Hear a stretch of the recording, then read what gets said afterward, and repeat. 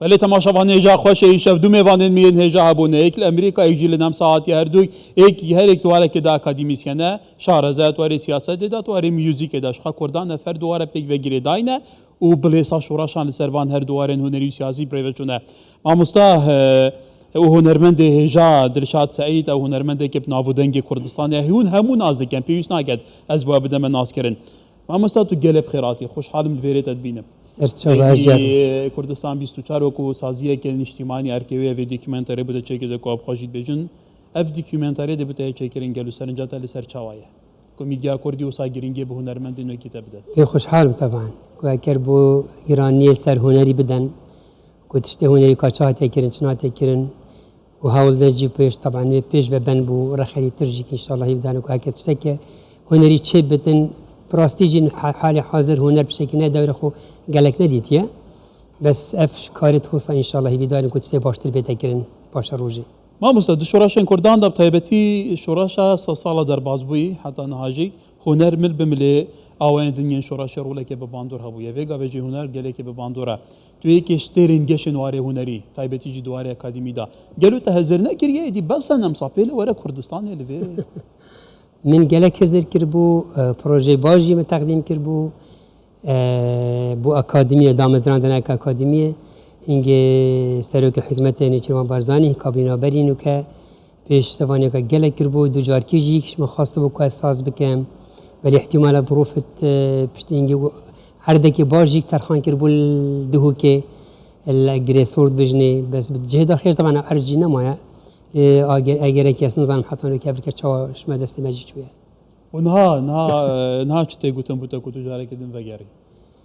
السپاس حرکت کسی که مکتب شکل درستای بیت دانان چون کم حس کنه که اکادمی دانان ما مستجی کر حس که مجدر وبن سر آستا که یه بغیر شکل بش حتی که به عادی کرن ما از بارم بینرجی باورن اگر تو به سرپرشگاه موزیکا کردی که دیوی چارچوبی داد به موزیکا کردی لسر آست نافچه حتی لجهان جدی جه که باشه به که با تا ارکن او سافرکه دیوی چارچوبی دا سرنجاتا چه بالین پیوندی دار گلو چه بهتر کردن که تو بکار بی به از بونا خواهد دولمت لکردستان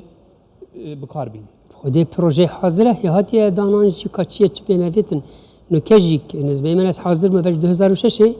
او پروژه تقدیم کربو و طبعا نسبت من پروژه حاضره اگر بو میتلویری بس کاری چوا وقتی نوکه که آکن جوته بود سه که سبب تکری نه همون کداریاتات کن تدبین دخازات چه که او علی چه میکانیزم علی کاریاتات کن جبو که زوزا پروژه بکویت وارد بید گلکس نه نسی طبعا هی دارم تشتی که سبب تکرین تایبت هنر بجم هر ملت که هنری بتناس کرن بريد شديد ترجيك رجال وانا كاس طبعا جرينجا كمازن كي بتسروني اس نه الا بريك اكاديمي يجيب اي شيء كي كواس بش خدمت كاريا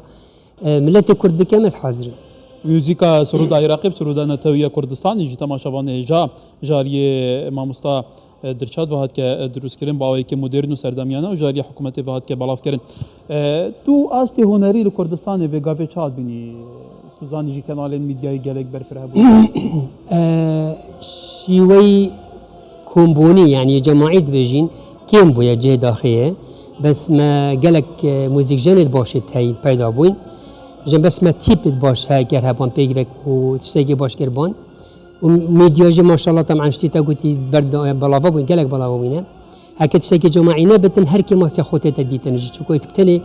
دستنا تقطعنا كهمي هري كبتني كتن. بله. أما سبيرادتي صارت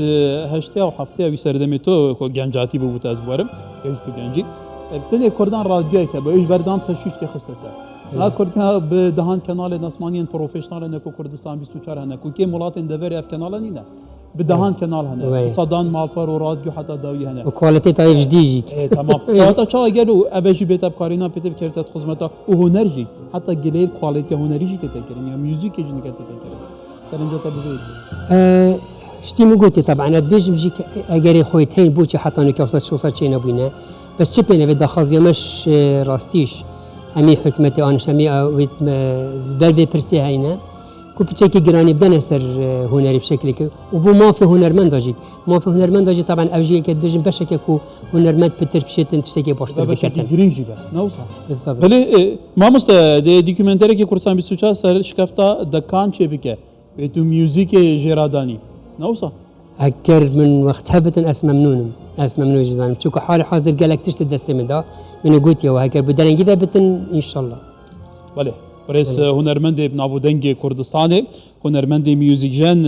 ماموستا دلشا سعيد تماشاواني جا ميواني منو يويه نهال كردستان 24 ماموسا گله سپاس گله سپاس يا كام سپاس كاك احمد جي كام وكي كردستان 24 بو بدر دفت گله سپاس بده سرچاپا